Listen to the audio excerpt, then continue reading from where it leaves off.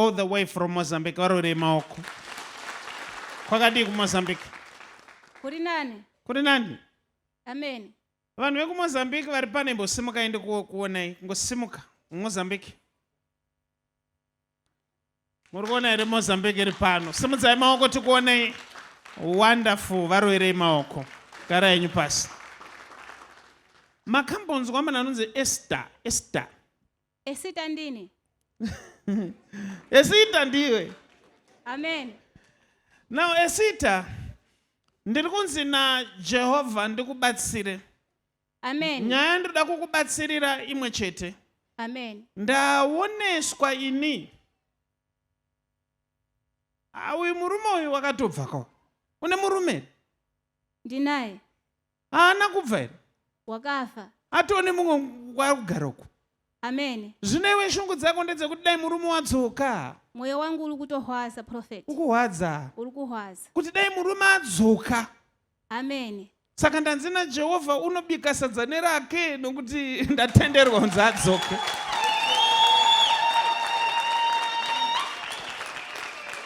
Amen prophet. Ko zvino ku education kunani? Prophet. Education kunani? Education. Unoita nezvei? Unoita basa rei iwe? Education ndini ndakaita education. Saka wawana basa here?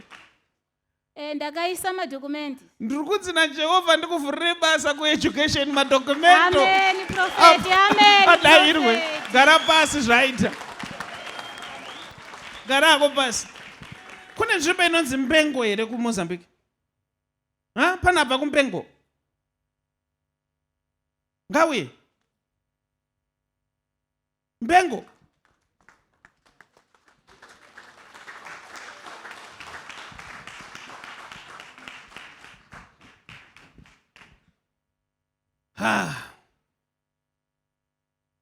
Munonamata here baba? Ndonamata ndozi namatai. Unodzani? Namatai. Namatai. Wabva kupi Namatai? Ndabva kuMpengo, Mozambique. Mozambique, varore maoko all the way from Mozambique. Now listen to me Namatai. Ndanetseka nokuti handizive kuti mazita amunopanana akaita sei nekuti kunokuti kati maidei nyarara. Mukoma wangu prophet. Mukoma wangu ndo Maidei. Maidei. Yeah, Maidei. Who is Noah? Noah muningi nangu kupesira. Ava vanhu vese kuti kutora vakomana kapa? Vakomana. Saka Maidei mukomana kuMozambique? Yeah, Maidei mukomana. Zvinorevei kuti Maidei? Maidei. Kana kuti Maidei. Hauzivi kuti zvinorevei? Kuchishona mwanga mwechidei. Pana anoziva? Tinotaura você quer o quê? Em português. Queres o quê? Maidei. Quero que chegue. Murere maoko. Tazvinzwa. Now, listen to me Namatai. Prophet. Ndaoneswa ini muri vakomana vatatu. Am I correct? Amen. Asi dambudziko riripo ndatanga kunzwa voice richiimba kuti gweja unochemei. Yeah, ndo zvemene ndiri gweja prophet. Asi ku South Africa. South Africa, amen. Now ndanzwa muimba achiti ko gweja anochemei. Zvikandesaone gweja ari kutya nekuti pamba pamunogara pakasiiwa nevabereki. Amen. Now masirwa pamba ipapo iwe ndokubva wabata tumari. Yeah, ndakaita mari. Ndobva wada kuti ubve pamba. Amen prophet. Vaningina vako mabrothers ndobva aramba. Amen. Akati haugone kubva wakuda kubva because waita mari. Amen prophet. Ndokubva wapedzisira wavakira payadhi ipapo. Amen prophet. Amen prophet.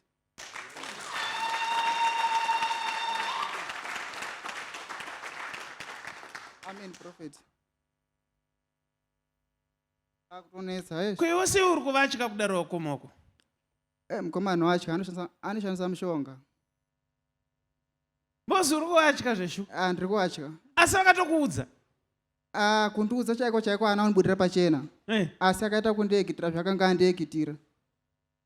Kundibudira pachena kuti usabva pamba apa.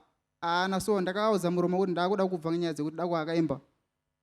Angati unongo akapapo zvinozongooneka pamberi. Now ndiri kunziona ka. kana Jesu chaiye pano paakambotiza achiri muchechi kunzi voenda kuEgypt wozodzoka. Ini ndiri kunzi hangu pamba ipapo dai wangu wabva. Amen prophet. Ndikuda kutobva. Amen. Ndanga ndichida kubvunza kuti ndingabva zvinozonakira ari kumberi kwendiri kuenda. Aiwa, chero zvakanaka, chero zvakazanaka, asi chekutanga kumbobva. Because pamba ipapo karamba uripo ndaona pazoita mutauro hobo. Ndoda kungoti upabve. Amen prophet. Anditika? Ndonyanya tofambira. Ndoya watofambira. Ndonyanya tofambira prophet. Ndanzi ndivagadzirire nyaya weinake nezita raJesu. Amen prophet. Chisimudza maoko ndinamati. Asi ndakubva ndaiso madhozi kuti kubasa kwako zvifambe zvakanaka. Kubasa ndakatobva ndichitomhanya prophet zvinezvi. Kana maitawo mari kamuzoya muchindoona.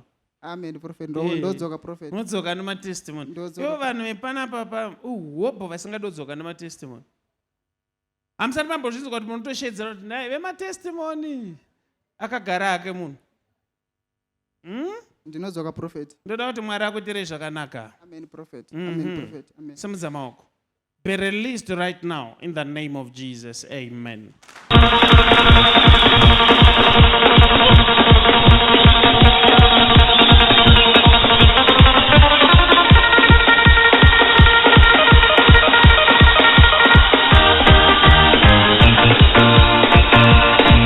Kwekwe Revival Night na Prophet T. Freddy.